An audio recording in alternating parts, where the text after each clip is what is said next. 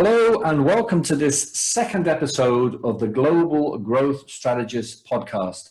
My name is Simon Haigh and I'm delighted to be joined again by my co-host Henry Wang. Henry, how are you? Good morning. Very well, thank you. Thank you, Simon. That's a fantastic introduction, and it's good to be here together with Jeff and Ivan. And overcoming COVID has incurred unprecedented human and economic costs globally. Unlike other economic crises, which have been caused by financial or market issues, the current crisis is a global health pandemic with serious economic downsides. Experts have warned that this isn't just a temporary hiccup, but a serious wake-up call for something more serious.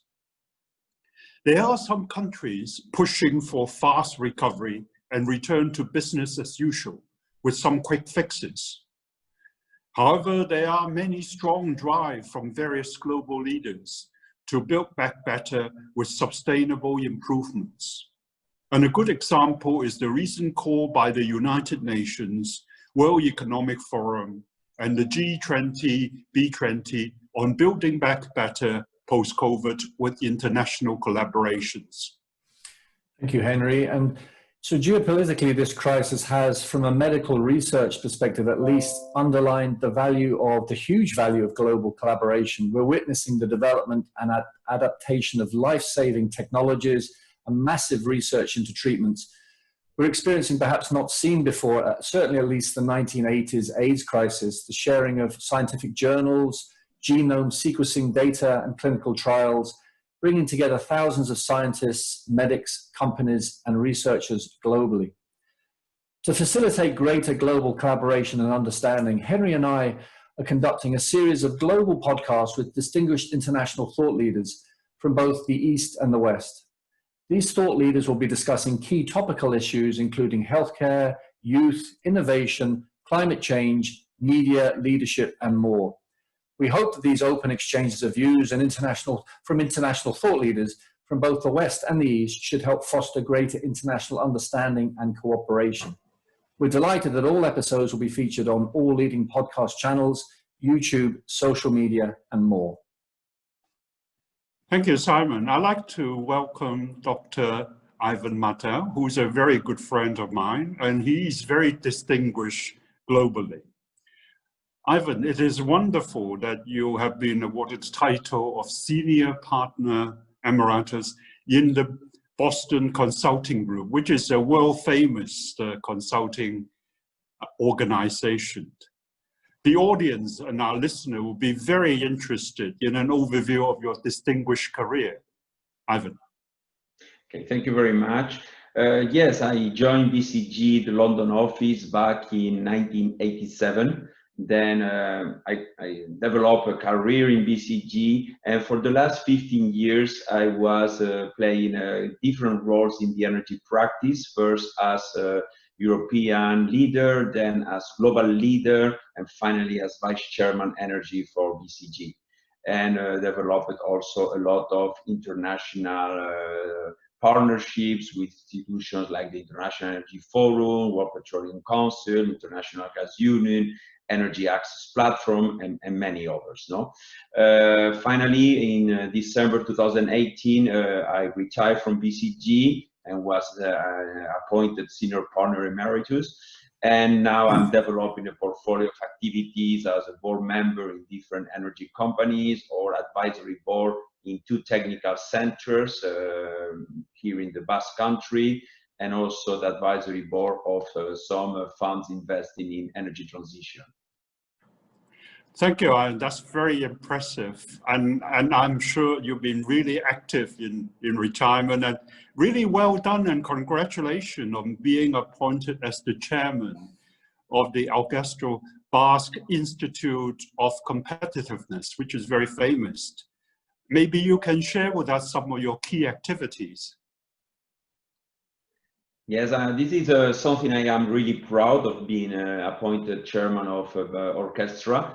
We are an institute that we are probably worldwide leaders in sustainable regional competitiveness.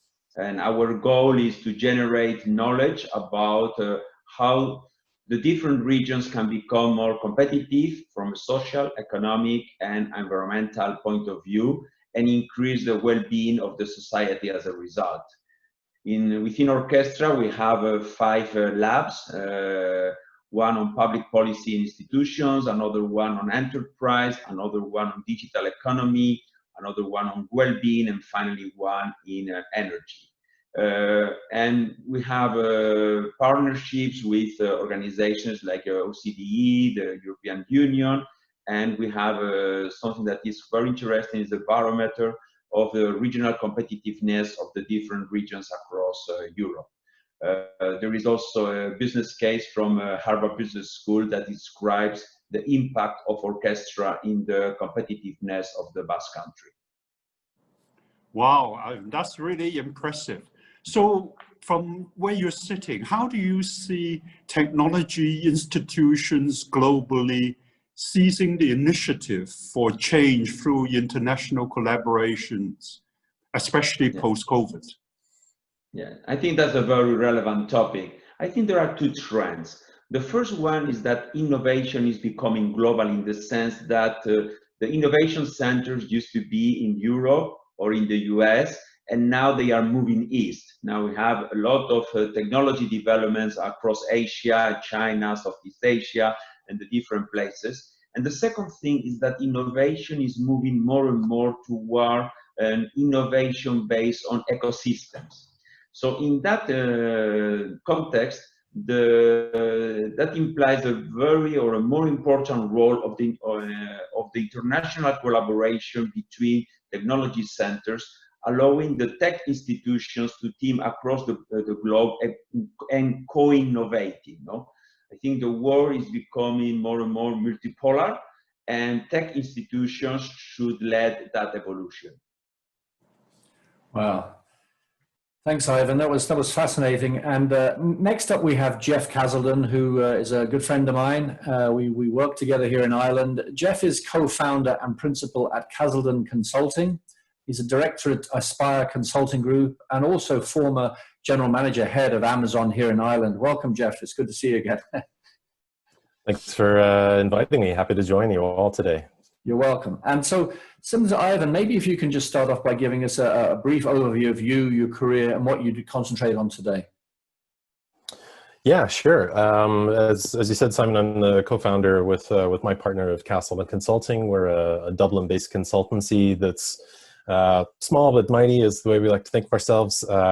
We work with some of Europe's leading startups and some of the smallest ones, dealing with companies that are facing really rapid growth trajectories like we did at Amazon. The primary focus of our work is usually around coaching executives and emerging leaders and leading organizational transformation projects that are generally geared towards helping to create more sustainable, holistic, humanistic organizations. Prior to that, I spent about 18 years with Amazon. I joined that company back in 1999, not really having any idea what I was getting myself into at the time. It was a fantastic place to grow and to develop a huge array of skills. I was lucky enough during the last few years that I was there to lead the Dublin Development Centre here in Ireland, and led that through about a 5x growth over about 3 years. So it's been fun to see what happens with a company that thinks a little bit differently, operates on a different kind of time scale than a lot of other places as well, and to see what kind of things you can take out of that and bring into other organizations. Besides that, I'm originally from the US, and I've been here in Dublin for 12 years now, so Ireland is home at this point. Absolutely, and Ireland's not a bad place right now to call home in the world. And so, and I know that you are personally, and I see your posts regularly, you're very passionate about the world doing the right thing and people doing the right thing. And so what draws you personally to making positive global change? It's really quite simple. We all live on this planet together. It's the only home that we've ever known, despite our ambitions to reach beyond the stars. And nothing that we do really exists in isolation.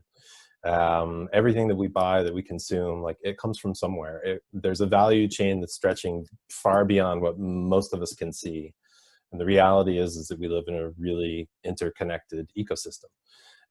So those actions that we take, the choices that we make, they all have a collective impact on us as a species and us as and our planet.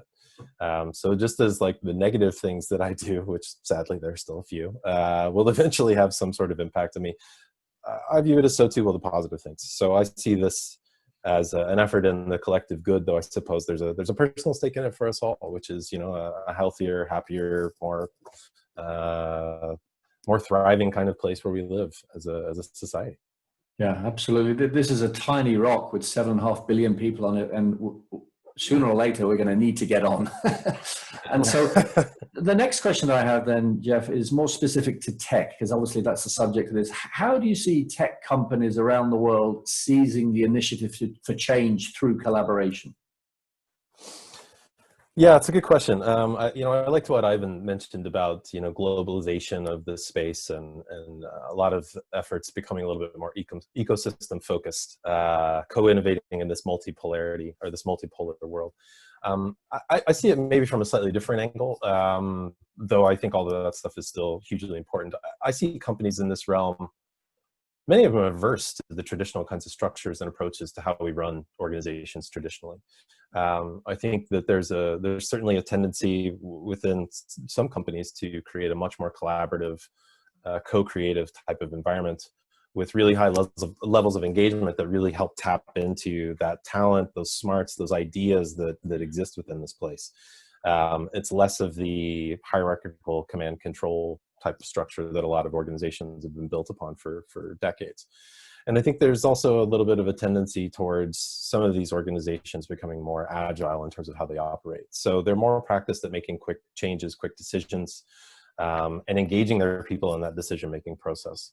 And I think COVID in a lot of ways has really has forced a lot of us to really rethink how we use technology as to collaborate across distance, and even like how we think about our work day. You know, there's a strong notion that I've been thinking about lately of this idea of like individualized kind of work that we do and collaborative work that we do. And the collaborative work, it makes sense for us to come together and work through mediums like we are here.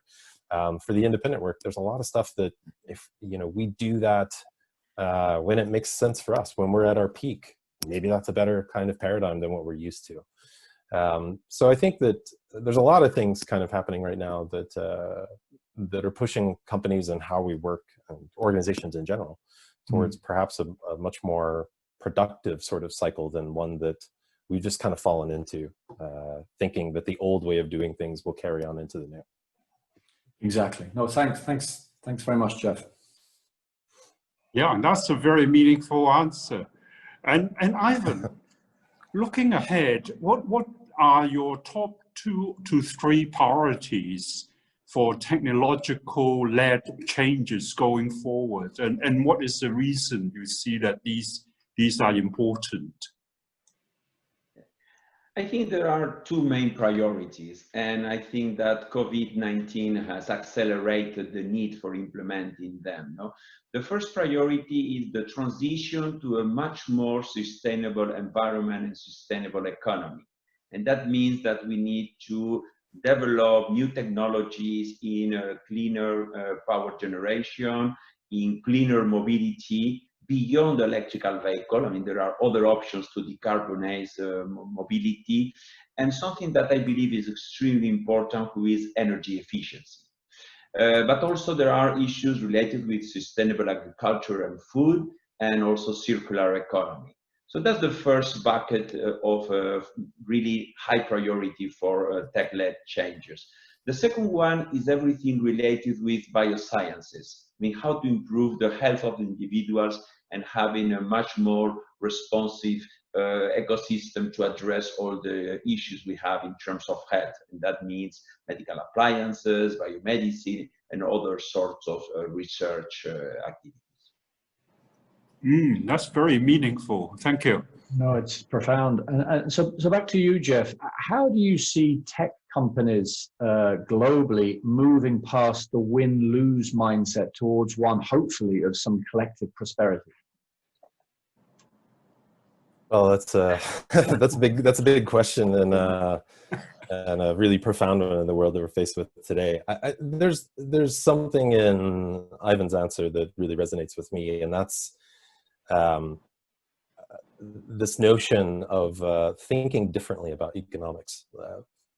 I personally see that one of the things that we have to do to move past this mindset is unhinge everything from profit as the sole motive. And I hope that COVID is a wake-up call for a lot of us. You know, financial motivations alone are often quite foolish. We've gotten here into where we're at in the pandemic today because we thought that the costs outweighed the risks of being prepared for a situation like this. Whereas if we had spent this money to invest in protection, like what would have that meant for us right now? What would we be looking at instead of what we're looking at now? So where would we be if we'd made these tough choices long ago towards preparation for something that we knew was inevitable? And I think some of this requires a bit of a mindset shift towards understanding that, like, collective prosperity means recognizing that companies should exist more than to do more than create just shareholder value alone. Like, our products and services that we generate as companies should add value to people's lives in a way that isn't exploitative or damaging to our ecosystem. And that people who do that within your organization are more than just human resources. Like, you know, we often talk about what's good for the company, but really that should be, at the end of the day, like, what's good for your people, because they're the ones that are actually pushing your company forward. Without them, you don't have an organization. And I think we have to continue pushing the boundaries on how we think of organizations. And as I said, economics, like, you know, tech has the world's ear right now and its pocketbook. Like, if you look at the stock market, there are 5 companies that essentially represent about 20% of the stock market value in the United States. That means we have power and we have a voice as those types of organizations. And I think there's a mandate on us to not be satisfied with these archaic models that no longer serve us particularly well. So collective ownership, paying equitable salaries, like Dan Price of Gravity Payments, who decided, this is a small Seattle-based company, everyone in the company gets $70,000 a year for their salary. Why should he get 10 times what they do when they work just as hard to contribute to where that company is going? And these are, of course, like, very difficult fundamental shifts in thinking that we need courageous champions to continue blazing a path forward for all of us towards what's possible.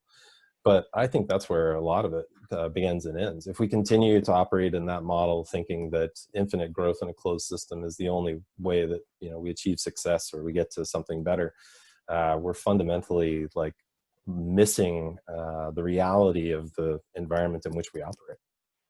Well, that's a strong answer. And you mentioned courageous champions. I think Henry and I are passionate about, I would use the word, we're trying to be provocative. We're trying to be provocateurs in this series and get people to think differently about dynamics going forward. So, Jeff, that was a wonderful answer. Thanks. My pleasure. Thank you, Jeff. Yes, I agree totally with Simon. And Ivan, finally, how do you see various tech organizations in the East and West being able to collaborate better going forward? Because that's obviously very important for global recovery post-COVID. Good. Now, if I combine a little bit what I said in the 2 previous questions, I think one of the main priorities of the globe right now is to reduce emissions. But we're in a situation where, on the one hand, Asia needs responsible growth. They need to grow, but in a responsive way. And Africa, I mean, probably is a little bit more basic, is going from darkness to light, because we need to give access to energy to many citizens in the world. But the problem is that emerging countries do not have the technology nor the funds to address the issue appropriately. So I think that West and East collaboration should be focused on how to transfer and implement the technologies to reduce CO2 emissions in countries where it is more needed, in the countries that will really make the difference, no? So I don't know whether we could create a scheme like an Erasmus program where we bring researchers from those emerging countries to research hubs in other places of the world, like China or US or Europe, and we create a network of research and technological centers that support institutes in the developing countries in order to go further then and put them or help them to go the extra mile or to go in a new dimension. No? But clearly, I mean, reducing emissions require collaboration between West and East, and we need to help technologically those institutions in the emerging countries. That's a very important suggestion. Thank you. Thanks, Ivan. So finally, Jeff, what do you think would be 2 or 3 priorities, or should be 2 or 3 priorities for technological-led change in the world going forward, and why? Yeah, I think the 2 things in my mind are that we have to be able to develop greater long-term thinking and greater holistic thinking as well. And for the first, like we have to think of the knock-on implications of the things that we create. And obviously we said we weren't going to talk about politics today, and I will stay away from that. But Facebook is a primary example of this. It's a tool that was built with the vision to connect us all, but in many ways is potentially, arguably undermining the fabric of democracy. This is one of the big things that we often don't think of as builders, of innovators creating these things, is how might they be used in other ways, or what might be happening that we aren't always necessarily aware of. But we've got to be aware of these kinds of things, especially from a financial point of view as well, and think longer term. Like, how many companies are in a bind right now because they've been operating by the skin of their teeth for so many years and not planning ahead and having contingencies in place? Obviously, this is a huge one to have a contingency for, but I think the point is made. And I think when I talk about holistic thinking, I guess where I'm kind of getting at there is like really being able to engage and lift your people up as well. I mean, this is not only in terms of like horizontal growth in terms of like their skills and their performance, but vertically in terms of like their perspective, how they see the world, how values are used to drive recognition within the organization, how input comes from all levels and peoples within the company, and really operating from that holistic perspective, and understanding that what they do not only has an impact on their company, but also on the community and that world ecosystem in which they operate. Those are, in my mind, I think those are the 2 biggest things that we've got to do a better job of getting hold of these as we move forward. Otherwise, we're just going to continue to probably trip over our feet and fall into little pits that we create for ourselves. No, I agree, and thanks, Jeff. And I think we need to be brave. And it's interesting. Our first podcast is with youth leaders, and I don't think it's coincidence that the youth, the younger generation, are using social media and PR in a viral way to try and drive change. And I had a really fascinating conference the other day, summit I co-hosted around balance in business, and conversation was about the younger generation using viral communication to drive standards around inclusion, diversity, and balance within business. And I'd never thought of it that way. So I think I think summarizing and sort of recapping our first episode is that my hope is the future generations are really going to start grabbing hold of change and tech as well. So thanks very much, Jeff. That was great. Well, that's some very, very important points, I think, that to share with our audience. Thank you to both Ivan and Jeff. I think this has been a wonderful chat, and really sharing your tech leader global views, which I think will be very, very beneficial to our viewers and listeners globally who's going to be listening to this. And I hope this will contribute to the recovery post-COVID globally. So thank you very much. Thank you. And I'd like to reiterate, and from Henry and my perspective, this is about really getting people to think in these short soundbite podcasts. We feel this is a groundbreaking podcast. We're bringing the West and the East together. We have some really exciting future guests, and we really hope that you, the listener or the viewer, get a chance to tune in and listen and really appreciate and really listen to what's being said, and look out for further posts where we'll give further details about upcoming podcasts. So thanks very much. Thank you, everybody. Thank you. Thank you. I- Thanks, guys. yeah. Thanks very much. Thank you. Bye-bye. Thank you.